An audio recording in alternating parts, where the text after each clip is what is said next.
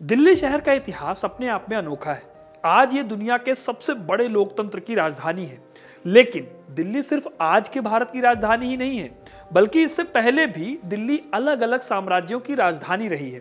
तोमर राजा अनंगपाल से लेकर मुगल और फिर ब्रिटिश काल तक दिल्ली में करीब 7 शहर बने जो अलग अलग राजवंशों की राजधानी रहे। दिल्ली का महत्व इतना था कि कोलकाता राजधानी होने के बावजूद अंग्रेजों ने महारानी विक्टोरिया के लिए दिल्ली में दरबार को सजाया था। फिर साल 1911 में जाकर अंग्रेजों ने भी अपनी राजधानी को कोलकाता से दिल्ली शिफ्ट किया। आज के इस वीडियो में मैं आपको उन 7 शहरों के नाम बताऊंगा जो समय समय पर राजधानी रहे, और साथ ही ये भी बताऊंगा कि ऐसी क्या बात थी कि अंग्रेजों ने भी आखिरकार दिल्ली को ही अपनी राजधानी बनाया। तो वीडियो को एंड तक जरूर देखिएगा, क्योंकि अपना इतिहास नहीं जानोगे तो खुद को कैसे पहचानोगे। नमस्कार, मेरा नाम है सिद्धार्थ सिंह और आप देख रहे हैं हिस्ट्री कनेक्ट। दिल्ली को सबसे पहले राजधानी बनाने का काम किया था साल 1052 में राजा अनंगपाल ने। वो तोमर डायनेस्टी के राजा थे। उन्होंने ही सबसे पहले इस शहर की किलेबंदी कराई थी। तब इस जगह को लाल कोट कहा जाता था। आज जो कुतुब मीनार का एरिया है, माना जाता है कि यही जगह कभी लाल कोट शहर के नाम से आबाद थी। आज इस जगह के बेहद कम रिमेन्स मिलते हैं, क्योंकि लाल कोट नाम की ये जगह अब खंडहर हो गई है। लेकिन 12वीं सदी में इस जगह की काफी इंपॉर्टेंस थी। जब साल 1179 में पृथ्वीराज चौहान ने तोमरों को हराकर दिल्ली पर कब्जा किया और चौहान वंश की स्थापना की, तो उन्होंने लाल कोट का विस्तार किया और इसकी और भी मजबूत किलेबंदी कराई। इसी शहर को अबुल फजल ने अपनी किताब आईने अकबरी में किला राय पिथौड़ा कहा है, जिसका मतलब होता है पृथ्वीराज का किला। फिर जब तराइन की लड़ाई में मोहम्मद गौरी ने पृथ्वीराज चौहान को हराया, तो कहानी हमेशा के लिए बदल गई। मोहम्मद गौरी ने तब गुलाम वंश की स्थापना की, और जिस जगह को आज महरौली के नाम से जाना जाता है, दिल्ली के सुल्तानों ने वहां से रूल करना शुरू किया। इसी टाइम पर गुलाम वंश के राजा कुतुबुद्दीन ऐबक और बाद में इल्तुतमिश ने यहाँ पर कुव्वतुल इस्लाम मस्जिद और कुतुब मीनार को बनवाया। गुलाम वंश के बाद साल 1290 में जब दिल्ली की गद्दी खिलजी वंश के पास आई, तब मंगोलों के हमलों का खतरा मंडरा रहा था। मंगोल उस दौर में साउथ एशिया के देशों पर हमले कर रहे थे। इसी वजह से साल 1303 में खिलजियों के सबसे ताकतवर सुल्तान अलाउद्दीन खिलजी ने सीरी शहर बसाया। उन्होंने सीरी फोर्ट बनवाया और उसे अपनी राजधानी बनाया। साल 1320 तक सीरी में ही दिल्ली की सल्तनत चलती रही। लेकिन फिर 1320 में खुसरो शाह ने खिलजी वंश के कमजोर सुल्तानों को खत्म करके सत्ता अपने हाथ में कर ली। लेकिन खुसरो भी ज्यादा दिनों तक राजा नहीं रहा, और इसी साल यानी 1320 में गयासुद्दीन तुगलक ने खुसरो को हराकर दिल्ली को जीत लिया। इस टाइम पर मंगोलों का अटैक अपने पीक पर था। गयासुद्दीन ने अपने टाइम पर तुगलकाबाद शहर का निर्माण कराया। मंगोल हमलों से बचने के लिए उन्होंने इस किले को बनाया था। कहा जाता है कि गयासुद्दीन ने अपने टाइम पर कुल 29 बार मंगोलों के हमलों को फेल किया था, और उस टाइम पर तुगलकाबाद उनकी राजधानी थी। गयासुद्दीन इस शहर को बनाने के लिए बहुत ज़्यादा एक्साइटेड थे। वो इतने एक्साइटेड थे कि उन्होंने फेमस सूफी संत निजामुद्दीन औलिया की एक बावली का कंस्ट्रक्शन रुकवा दिया। कहा जाता है कि इससे गुस्सा होकर निजामुद्दीन ने उन्हें श्राप दे दिया, जिसकी वजह से इस शहर में सूखा पड़ा और ये शहर आगे चलकर वीरान हो गया।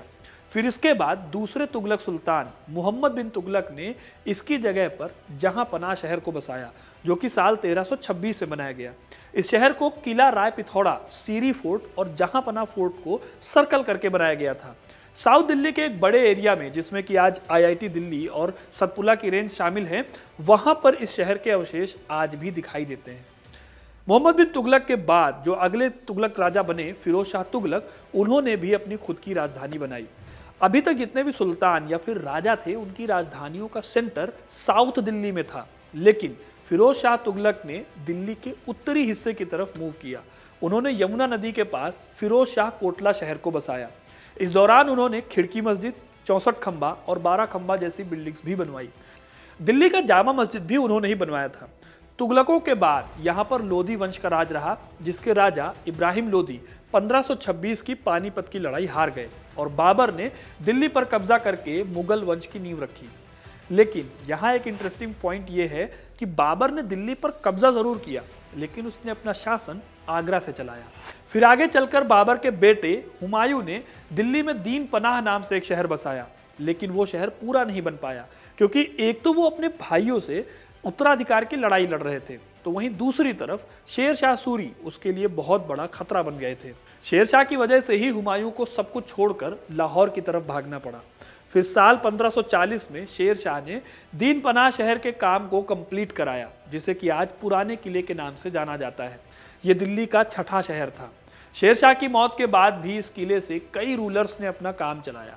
अब जैसा कि मैंने आपको बताया था कि मुगल बादशाह दिल्ली की बजाय आगरा से अपना शासन चलाते थे, तो आगरा को राजधानी मानने का यह सिलसिला बाबर से लेकर मुगल बादशाह जहांगीर यानी करीब साल 1648 तक चलता रहा। लेकिन आगे चलकर मुगल बादशाह शाहजहां ने एक नया शहर बसाया और शाहजहानाबाद नाम के शहर को अपनी राजधानी बनाया। इस शहर को ही आज हम पुरानी दिल्ली के नाम से जानते हैं और इसी शहर में मशहूर चांदनी चौक और लाल किला भी था, जहां से मुगल अपनी सत्ता संभालते रहे। फिर साल 1857 तक यही दिल्ली मुगलों की राजधानी भी रही।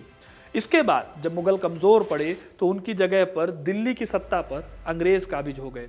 लेकिन दिल्ली से पहले अंग्रेजों की राजधानी कोलकाता हुआ करती थी, क्योंकि उस वक्त बंगाल बेहद अमीर स्टेट हुआ करता था। आज का बांग्लादेश, बंगाल, बिहार और उड़ीसा का एरिया इसमें शामिल हुआ करता था। खेती हो या फिर ट्रेड के लिए सी रूट्स हो, महंगे मेटल्स हो या कपड़े हो, हर चीज का कारोबार यहीं से होता था। और अंग्रेजों ने सबसे पहले प्लासी की लड़ाई में बंगाल को ही जीता था, इसलिए वो कोलकाता से ही मद्रास और बंबई प्रेसिडेंसी का भी काम देख रहे थे। यहाँ से फोर्ट विलियम्स नाम का एक किला था, जिसके अंदर उनका अपना सुप्रीम कोर्ट और छावनी हुआ करती थी।